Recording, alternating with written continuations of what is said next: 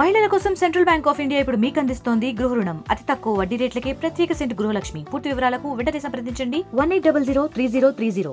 మహబూబ్ నగర్కి వచ్చేసావు. మరి కొద్దిసేపట్లో మీ మమ్మీని కూడా కలవబోతున్నాయి.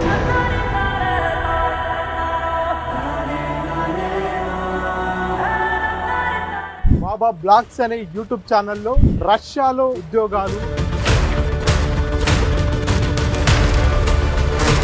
బాబా బ్లాగ్స్ లో వీడియో చూసిన తర్వాతనే నువ్వు రష్యాకి వెళ్ళావా, లేకపోతే ఇంకెవరన్నా మీ స్నేహితులు అక్కడ ఉంటే వెళ్ళావా? వీడియో చూసిన తర్వాతనే ఆయనకి కాంటాక్ట్ చేసి చేతిలో తుపాకీ ఇవ్వడం ఏంటి, ట్రైనింగ్, తుపాకీ ట్రైనింగ్? మొబైల్లోకి ఎవరితో కాంటాక్ట్ లేదు.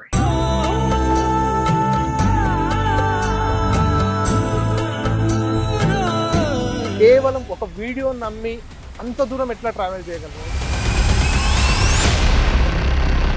ఇండియాలోనే ఉంటావా, మళ్ళీ దుబాయ్కి వెళ్తావా, ఏం చేద్దాం అనుకుంటాం ఫర్దర్?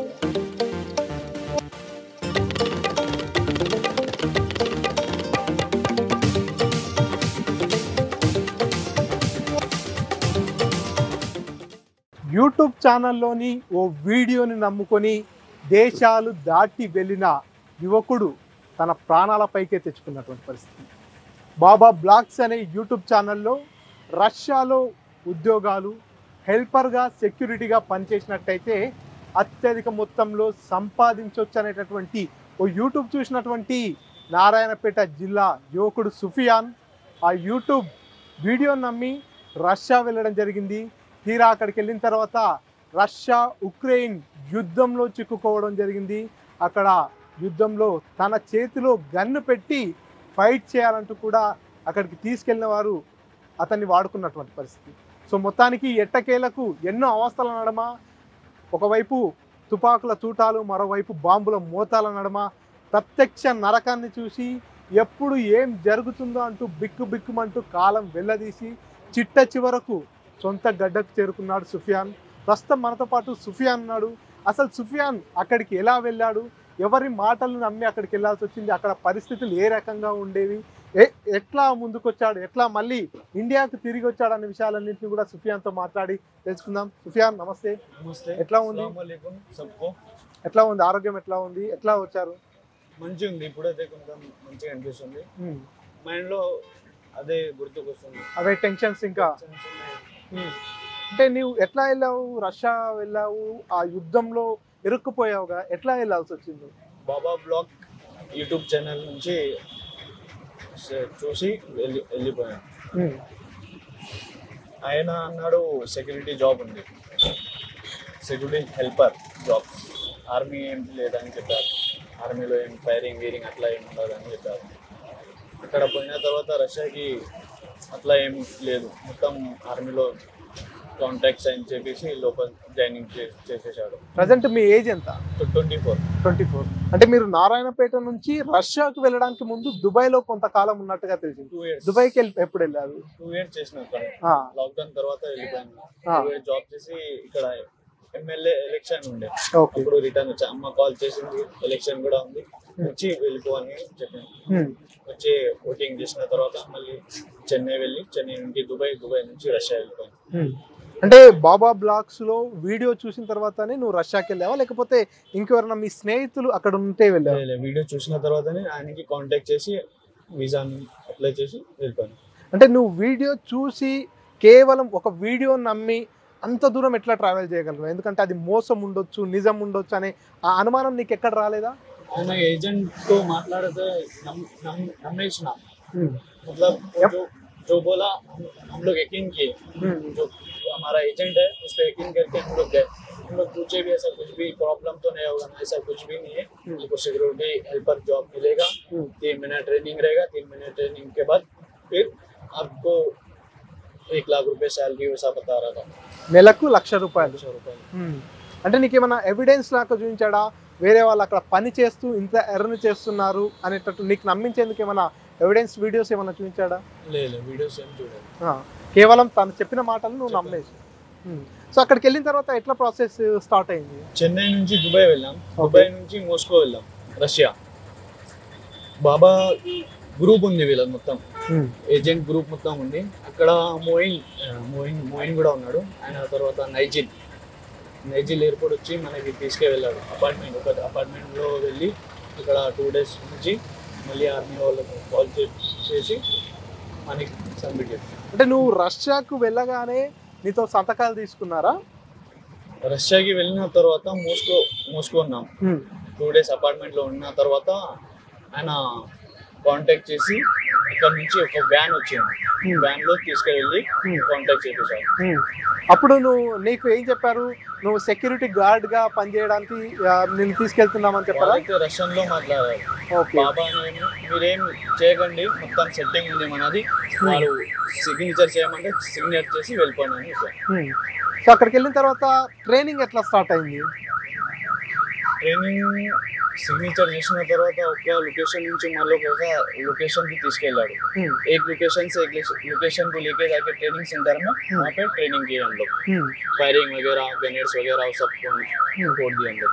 అంటే నీకు చేతికి తుపాకీ ఇచ్చి ఫైరింగ్ ట్రైనింగ్ ఇచ్చారు. ఫైరింగ్ మరి నీకు అప్పుడు అనుమానం రాలేదా? హెల్పర్ లేదా సెక్యూరిటీ గార్డు చేతిలో తుపాకీ ఇవ్వడం ఏంటి? ట్రైనింగ్ తుపాకీ ట్రైనింగ్ నాకు మొబైల్లోకి ఎవరితో కాంటాక్ట్ లేదు, ఎవరితో కాంటాక్ట్ లేదు. తర్వాత నెట్వర్క్లో వచ్చిన తర్వాత మా అన్నకి చెప్పిన ఎట్లా ఉందని, అప్పుడు ఆలోచించి असद साहब MIM असद साहब उनके पास और गवर्नमेंट जो भी है MLA MP उनके पास जाके ऐसा प्रोसेस है, ऐसा हुआ, हमारे बच्चे बहुत परेशान हैं, फैमिली बहुत परेशान है, हमारा बंदा फंस गया हुआ है. तो सब बात करने के बाद गवर्नमेंट PM मोदी जी उन्होंने भी हेल्प किए, जयशंकर सर उन्होंने भी हेल्प किए. अल्हम्दुलिल्लाह बहुत सारे बंदे, बहुत सारे घर वाले फैमिलीज वगैरह हमको दुआएं किए, हेल्प किए, जो करना था सब सपोर्ट करके हम लोग को ఇండియా వాపస్ ఆగే. हम लोग अभी महबूब नगर में हैं, शुक्र है लाके. అంటే మీరు అక్కడికి వెళ్ళిన తర్వాత ట్రైనింగ్ ఎన్ని రోజులు ఇచ్చారు? మీకు వెపన్ ట్రైనింగ్ ఇచ్చారు కదా, ఎన్ని రోజులు ఇచ్చారు? వెపన్ ట్రైనింగ్ మనకి 15 days 20 days నడుస్తూనే ఉంటుంది. అప్పుడే నీకు అర్థమైపోయిందా? ట్రైనింగ్ స్టార్ట్ అయినప్పుడే నిన్ను యుద్ధానికి తీసుకెళ్తారు. అంటే మన ఇండియాకి సంబంధించి కానీ తెలంగాణకు సంబంధించి ఎవరో ఎంతమంది ఉన్నారు నీకు? ఇంకెవరు? ఇంకొకటి తెలంగాణ ఇంకొకటి ఉంది, ఆయన ఫస్ట్ గ్రూప్ ఉంది అశ్వాన్ ఉంది. ఓకే, अश्वान भी देता है. बहुत अफसोस है अफसान भाई नहीं है, वो भी ड्रोन अटैक से उनका डेथ हो गया. अगर वो भी अगर साथ में रहे तो बहुत खुश होती थी. उनको भी सिक्योरिटी का जॉब उन्होंने भी बाबा ब्लॉक की तरफ से ही गए थे. సో మీరు తర్వాత మళ్ళీ బాబా బ్లాక్స్ నుంచి మీరు వెళ్ళారు కదా, అతన్ని కాంటాక్ట్ కాలేదా, అప్రోచ్ కాలేదా? నువ్వు మాకు ఒకటి చెప్పావు ఇక్కడ ఒకటి పరిస్థితి ఉందని, ఇప్పటి వరకు స్టిల్ బాబాకి ఒకసారి కాంటాక్ట్ అయినా, ఆయన ఏం చెప్పిండు, మేము తీసుకొస్తాం, ప్రాసెస్ నడుస్తుంది, చేస్తాం అని అట్లనే. మనకి తెలిసిపోయింది ఇది ఆర్మీలో ఉంది, ఇది గవర్నమెంట్ నుంచి అవుతుంది, వేరే ఎవరు బయటికి తీసుకురా कोई भी बाहर नहीं निकाल सकते हम लोग को. तो इसलिए हम लोग घर वालों को बोलते जो करना है आप करो, जितना हो सकता है उतना फैला दो. वीडियो भी डाल दिए हम लोग बना के, गवर्नमेंट को दे दिए, असद साहब को दे दिए, हमारे लिए आवाज़ उठाए, हमारे लिए कोशिश करे. हमारे PM मोदी जी भी पुतिन से बात किए, तो वो एक्सेप्ट करके 2 महीने के बाद हम लोग इधर आ गए. అంటే నువ్వు అక్కడికి వెళ్ళిన తర్వాత యుద్ధంలో పార్టిసిపేట్ చేసినప్పుడు ఒకవైపు బాంబుల శబ్దాలు, మరోవైపు నీ చేతిలో వెపన్ ఉంది, నిన్ను అక్కడ యుద్ధం చేయమంటున్నారు. సో అప్పుడు ఎట్లా అనిపించింది నీకు? ఒక భయం ఏమన్నా అనిపించిందా? ఎట్లా అనిపించింది? ఫీలింగ్ ఎట్లా ఉంది? ఇది ట్రైనింగ్ ఇస్తారు కదా, ట్రైనింగ్ ఒక లొకేషన్ ఉంది, मतलब ఒక मैदान जंगल, पूरा जंगल रहता उधर. मेन फायरिंग जो होती आगे होती, इधर फायरिंग ऑलरेडी कब्जा किए थे वो लोग. कब्जा करने के बाद थोड़ा कब्जा करके ऐसा आगे बढ़ते थे. సో మీతో పాటు వచ్చినటువంటి హైదరాబాద్ వాసి हम लोग को जो बॉर्डर में काम किए तो हमको लेके गए थे उधर. आगे जो बंदा फायर करके आ रहा है इंजर्ड होता ना, उनका बॉडी भी हम लोग लेके आए. हिमिल के साथ जो 24 आदमी थे, वो एक आदमी रशियन बच गया. रशियन से क्या बोलते वो, रशियन से हमें कोई नफरत नहीं है, कोई यही नहीं है. हम भी रशियन से मोहब्बत करते, पर हमारी जॉब आर्मी में थी, ये हमको गलती से अटका दिए थे वो बाबा ने. रशियन गवर्नमेंट से कोई मतलब नहीं है हम लोग. సో మీతో పాటు ఆ యుద్ధంలో ఉన్నటువంటి మీ స్నేహితుడు, మీ ఫ్రెండ్ చనిపోయిండు కదా, అప్పుడు ఎట్లా అనిపించింది? ఏమైనా భయం అనిపించిందా? మీరు కూడా మీకు ఏదైనా? हमारे साथ हिमिल भी था, और नेपाली भी थे, हम लोग भी थे। मतलब एक ये लोग क्या करते, रशियन भी थे वहाँ पे थोड़े बहुत। थोड़ा थोड़ा ग्रुप सेलेक्ट करते, मतलब थोड़े बंदे फायर करना, थोड़े बंदे कपाई करना मतलब गड्ढे खोदना, थोड़े बंदे मेडिकल मेडिकल किट मतलब इंजर्ड होने के बाद कैसा मेडिकल करते, कैसा सेफ होते, वैसा ट्रेनिंग देते। थोड़ा थोड़ा बंदा सेलेक्ट किए थे। हम एक कपाई करने के लिए गए थे, मतलब सुरंग बनाना, ऐसा जिगजैग में सुरंग बनाने के लिए गए थे। हिमिल को क्या किए, हिमिल और नेपाली को फायरिंग के लिए लेके गए थे। फायरिंग की जगह क्या है, पूरा जंगली था, खुला मैदान था, मतलब झाड़ी वीड़ी कुछ भी नहीं थे। उसकी डेथ ऐसी हुई जैसे कि ड्रोन अटैक, मतलब ड्रोन वॉच करके ना मिसाइल डाल के स्पॉट डेथ हो गई। और रशियन की भी डेथ हो गई उधर। 24 आदमी थे, एक आदमी इंजर्ड हुआ, बाकी के पूरे डेथ हो गए सर। बाद में हम लोग कपाई कर रहे थे ना, 15 मीटर्स दूर थे हम लोग, कपाई कर रहे थे हम लोग। वहाँ पे दूसरे भी स्पेंजर वगैरह चलते रहते थे, आवाज पुकारा चलती रहती थी, हम लोग को उतना सुने नहीं दिया। और स्पेंजर चल रही बोल के हम लोग झुक के गड्ढे में झुक गए थे। बाद में थोड़ी देर के बाद हम लोग देखे क्या है, ट्रेनिंग की आवाज कुछ आ रही नहीं, क्या हुआ बोल के हम लोग उधर देखने के लिए, एकदम पूरा लाश उधर पड़ा पूरा स्पॉट डेथ हो गई थी। बाद में वो बॉडी लेके हम लोग आर्मी के ट्रक में डाल दिए। సో మీరంతా కూడా మీ బాధను బయటికి ఎట్లా చెప్పాలి, మీ కుటుంబ సభ్యులకు ఎట్లా తీసుకెళ్లాలంటూ కూడా ఎదురు చూస్తున్న సమయంలో ఒక వీడియో ఇన్స్టాగ్రామ్ లో పోస్ట్ చేశారు. సో ఎట్లా మీకు ఆలోచన ఎట్లా వచ్చింది, మీకు వీడియో ఎట్లా పోస్ట్ చేయగలిగింది?